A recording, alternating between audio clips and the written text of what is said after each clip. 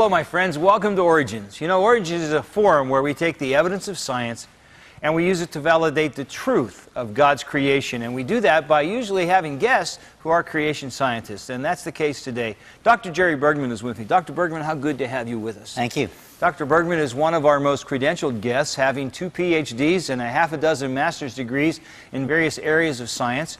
His background included, in 1979, losing his position as a professor because, for no other reason than the fact that he did believe, or he doubted Darwin and believed in creation. And so this is really something that happened in your life that was not only career-altering, but really has had quite an impact on your entire life, hasn't it? Yeah, very much so. And one of the results of that is a book that the name of our show today, Persuaded by the Evidence, is also the title of this book, Persuaded by the Evidence, same title that you and Doug Sharp have written together. And tell us just a little bit about this book. Well, the book basically summarizes accounts of why people became creationists. And one thing I focused on was the fact that so many people believe that creationists are, well, they're born that way, or they're raised that way, and that's why they're creationists. And we wanted to show that many people became creationists because of the scientific evidence. In fact, many people in the book, including myself, became creationists by the evidence, not because we were raised this way. And this is why I titled the book, Persuaded by the Evidence. It's very important because the other side is always saying that we are so blinded by our superstition and our religion that we are unable and incapable of objectively looking at science, and this certainly refutes that, doesn't it? Yes, it does, and that was one of the purposes of the book, because most people in the book have PhDs in science, and many are practicing scientists. The first thing I want to do is define the term evolution. Okay. It's used in many, many different contexts to mean many different things, and we've defined it the way the orthodox evolutionists define it, and that is from the goo to you by way of the zoo, or in other words, as more evolutionists commonly define it, as from molecules to man. I heard a statement the other day on a program that said, a bacteria is your ancestor. I thought that was an amazing statement, but it's all life has come from a common source. Right. All right. Well, now, you have a quote up here from Ernst Mayr, a zoologist at Harvard. I would love for you to talk to us about Ernst for a little bit. Okay, let me just read exactly what he said, and this was a strong motivation for writing the book. One of the most influential evolutionary biologists of our time was Ernst Mayr, who was, of course, professor at Harvard. And he said that, quote, no educated person any longer questions the validity of evolution, which we now know to be a simple fact. And he's been claiming this, by the way, for over 40 years. In 1967, he said, evolution is accepted by every scientist, he says. And for this reason, it is no longer necessary to enumerate painstakingly the proofs for evolution. Now, when I read this, I thought, gee, I know many PhD-level scientists that do not accept evolution as we defined it. And in fact, I started to make a list of these scientists, and I ended up with over 3,000, and this is my list here. You can see it's pretty extensive.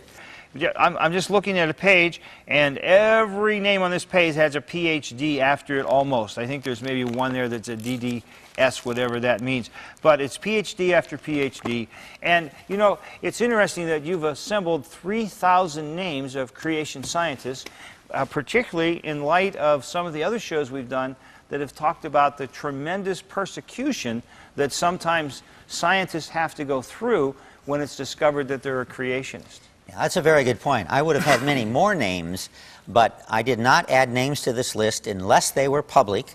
So they were public with their doubts about Darwinism, as I call them, Darwin doubters, or they published books about Darwinism, and it was very clear from the book that they did not accept the Darwinian worldview as I defined it a few seconds ago, or I got permission.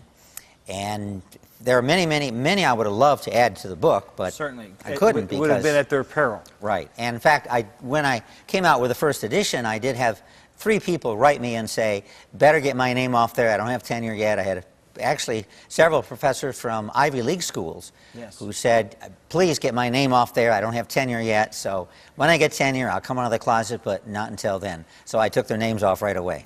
A couple of things come to mind when you say that. First of all, I wonder how big a list we could make if we had God's knowledge, how many more PhDs there would be that were creation scientists if they hadn't been persecuted and if there hadn't been prejudice against them because of their faith.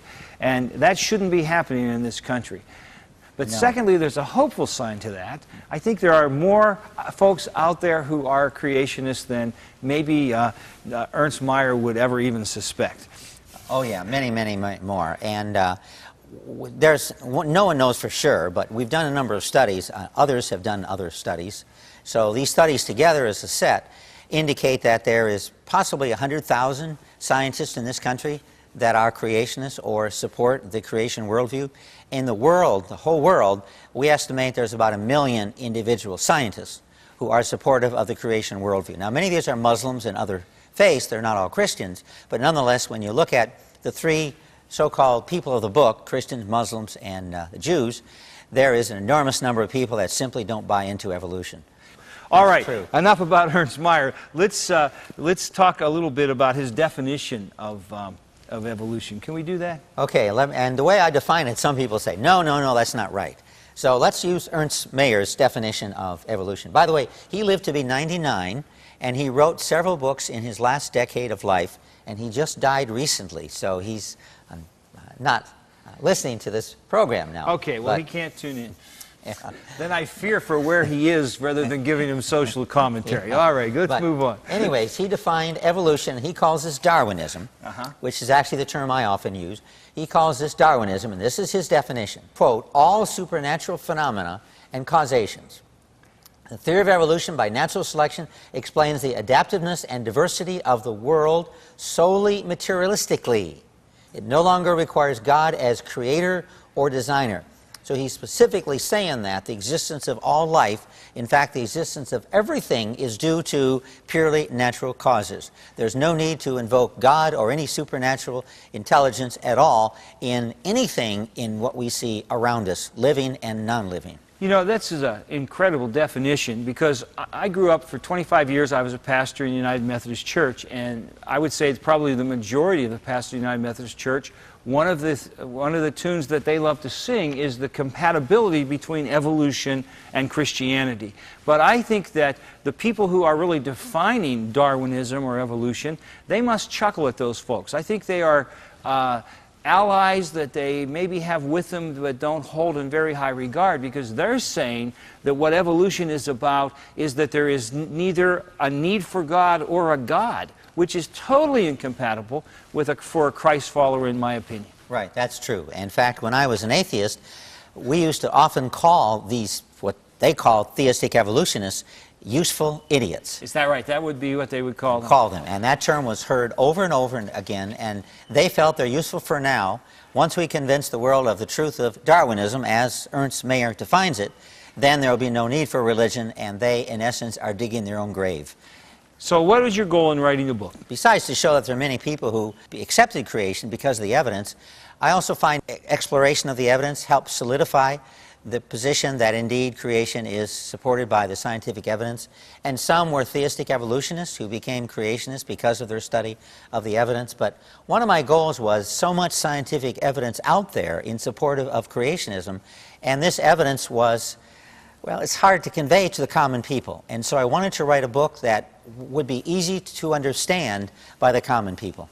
A readable human interest story of creationists who have accepted creation based on evidence. It's not that their faith said, well, this is what I have to believe about evolution. It's that the evidence of science brought them to believe in creation. Right, and many stressed very strongly that I would not be a Christian today if it was not for my study of evolution and my realization that evolution is not supportable by the science, and therefore they became creationists, and then they became Christians. Do you think it takes more faith to be an atheist than it does to be a Christian? Oh, clearly. And in fact, there's a book written by Norm Geisler, who you know personally, and he wrote a book titled, I Don't Have Enough Faith to Be an Atheist. And he shows that indeed it takes more faith to be an atheist than it does to be a creationist. It does, because you have to get something from nothing. That's right. You were an atheist at one point. Let's talk about your own personal journey before we talk about these other guys. Well, the first thing I looked at when I was questioning my atheism, and I began to question atheism for a number of reasons. One reason was a lot of the scholarship that atheists did, I realized through a lot of reading was just not valid. Like the claims about Galileo and Bruno, and the claims that the church executed many scientists because of their science. I realized that these claims were just not true. They're just false. And so I became disillusioned with atheist scholarship. And the next step was, indeed, is there any evidence for evolution? Because a major reason why many people are atheists is because they are convinced we do not need a creator to account for the origin of life and the universe. And so this is a foundational doctrine of atheism. And so I decided, well, if this is not true, indeed, if evolution is not valid, then that negates the main reason why many people are atheists. And so then that forced me to look into creationism first and then Christianity later. I was fascinated by the chapter in the book on your own personal walk to learn that you grew up with a mother who was a Jehovah's Witness, right, and a father that was an atheist. So I saw both extremes. And you did, and yet you essentially rejected both in favor of what you came to see as the truth. Right.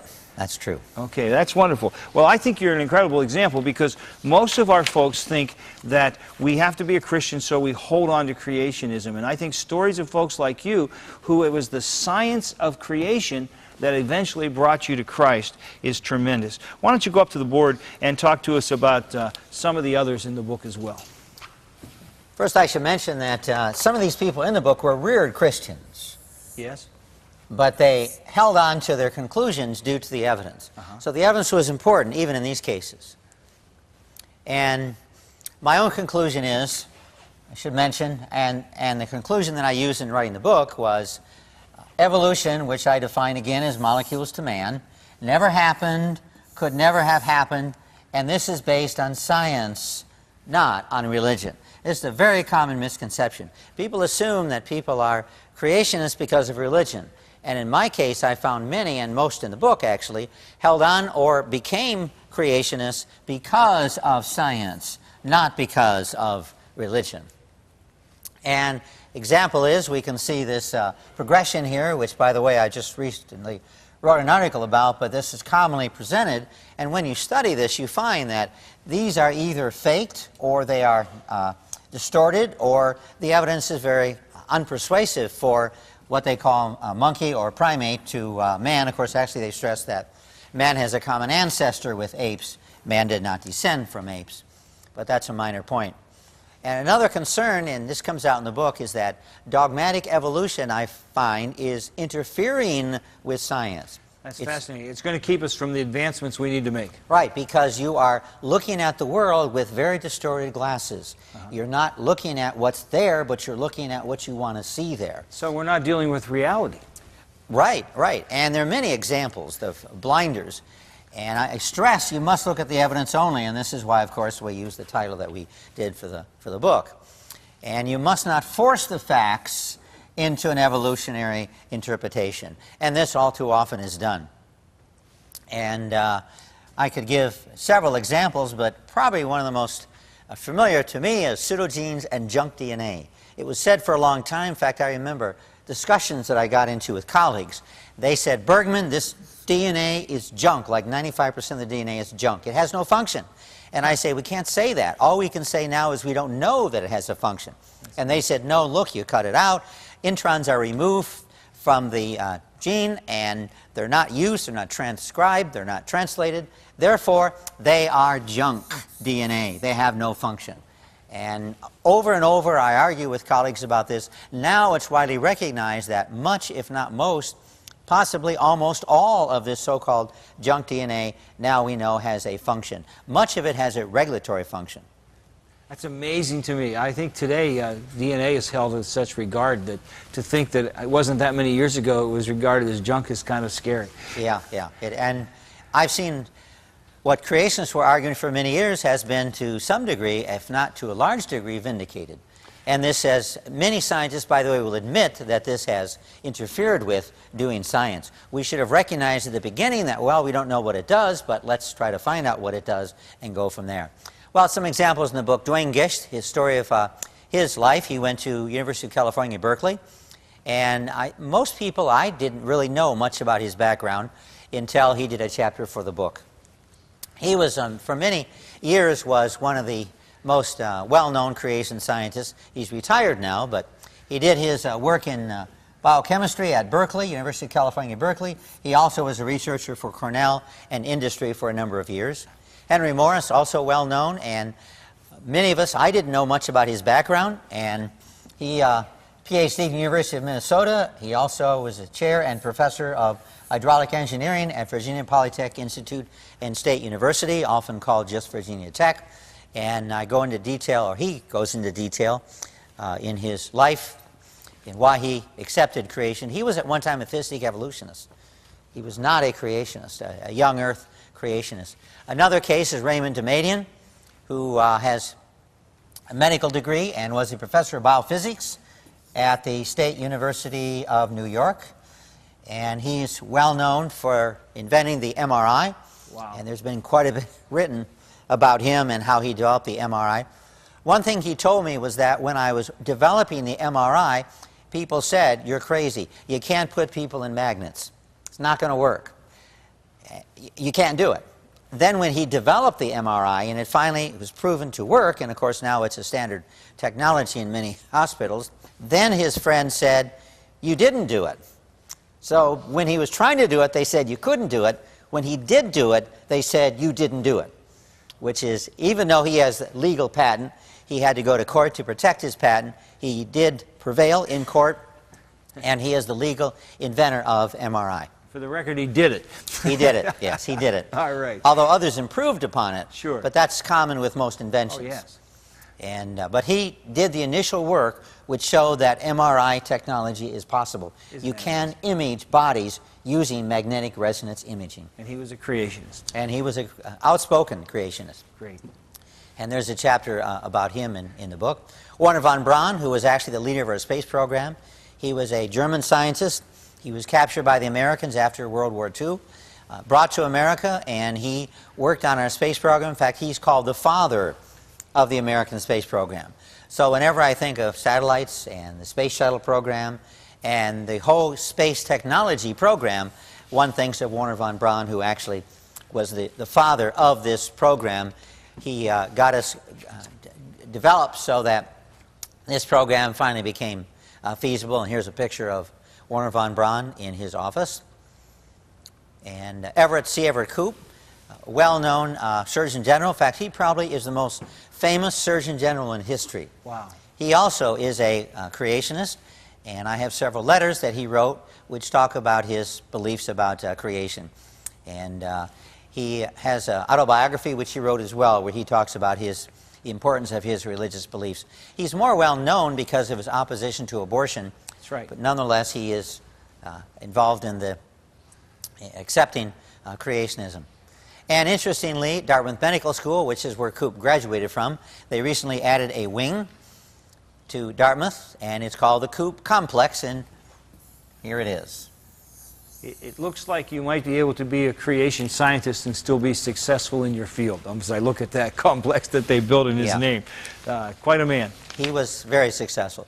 It's said that when he began doing work, he did mostly surgery on infants. Yes. When he began doing work, the success rate was like 10% for many surgeries. After he perfected the techniques, the success rate became the reverse. 90% success, 10% failure. Wow. So Dr. indeed, Bergman, I'm finding myself thinking about the young people watching our show, and as they look to men like Koop and see that, you know, you can believe in our God, and you can believe in creation, and God can still use you in science to do incredible things. We have to take a break right now. Don't you go away. There's some other great people who have become great men of science because they saw the evidence that God was the maker of all things. You want to hear the story, so don't you go away. We'll be right back. Creation versus evolution. You weigh the evidence. Wonderful water, designed for life. We drink it, wash in it, cook with it, and swim in it. Every system in our body uses it. The earth could not support life without water. Water is 83% of our blood, flushes body wastes, lubricates joints, keeps our body temperature stable, and transports nutrients. Water is a part of cells which make up all living things. It is a very small molecule, but it's the biggest ingredient of our planet. Water has been designed just right by our Creator for life.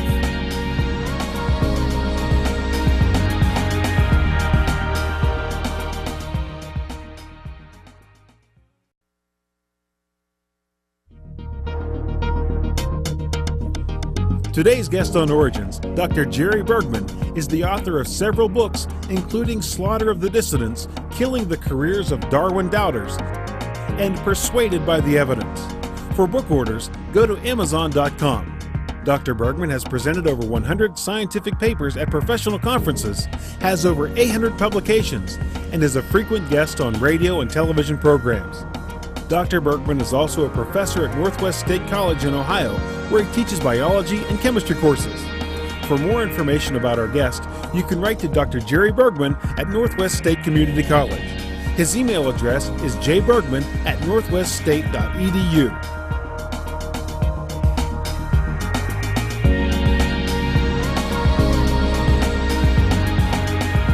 We're back with Dr. Jerry Bergman, and we're talking about his book, Persuaded by the Evidence, which is the real-life account of creation scientists who, as creation scientists, they were persuaded by the evidence of science to their faith in Christ. And there's a couple of famous ones left for us to talk about, isn't there, Dr. Bergman? Yeah, Mortimer Adler's one who I always respected. He was the editor of the Encyclopedia Britannica.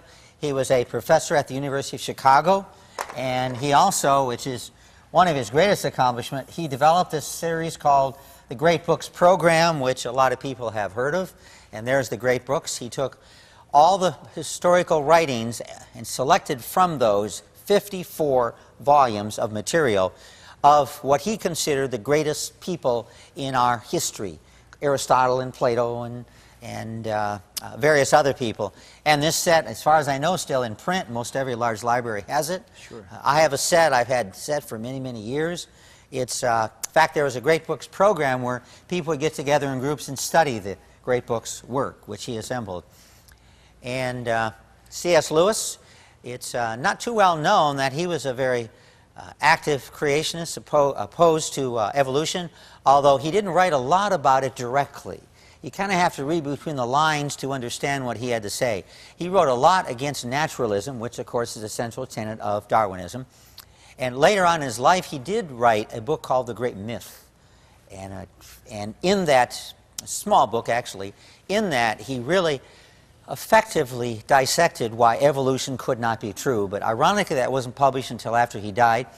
He was kind of fearful of being too open about his opposition to Darwinism because he felt that it would detract from his main message, which was a Christian apologetist. Right. But he clearly did have major reservations for that, in fact, it was an entirely different worldview. Right. And so it had to be addressed. I would urge our people to read. You call it The Great Myth. Yeah. Truly one of the great minds of the 20th century, C.S. Lewis. Clearly. And there's Cover Magazine, a story about him, C.S. Lewis, on Christian History Magazine. And he's probably most famous for his work, which has been translated into movies and many languages. Dr. Bergman, as you were talking and writing with the men and women whose stories are told in this book, do you ever come to a point where you think the truth is going to become so overwhelming that the lies simply won't hold water anymore? It seems that way if you're willing to look at the reality, if you're willing to study and read what people have said and what we found through science about reality. And the truth will prevail. Yes, it will, eventually. And we're thankful for our brothers and sisters in Christ that are told about in this book, who the evidence of science brought them to a conviction that there had to be a creator.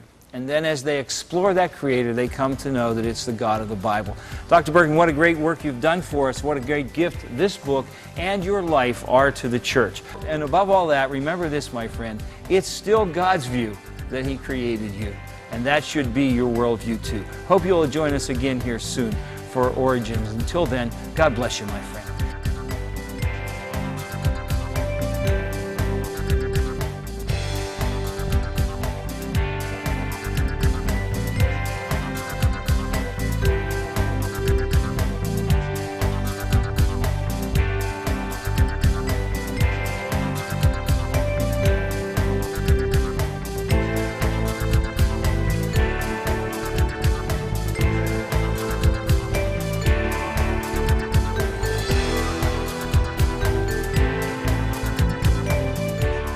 Thank you for watching this edition of Origins. If you'd like a copy of the PowerPoint information presented today, you can download a PDF file of program number 913 from our website at www.originstv.org. Or for a DVD of this series, send a $12 donation to cover shipping and handling and write to Origins, program number 913, Cornerstone Television, Wall, Pennsylvania 15148.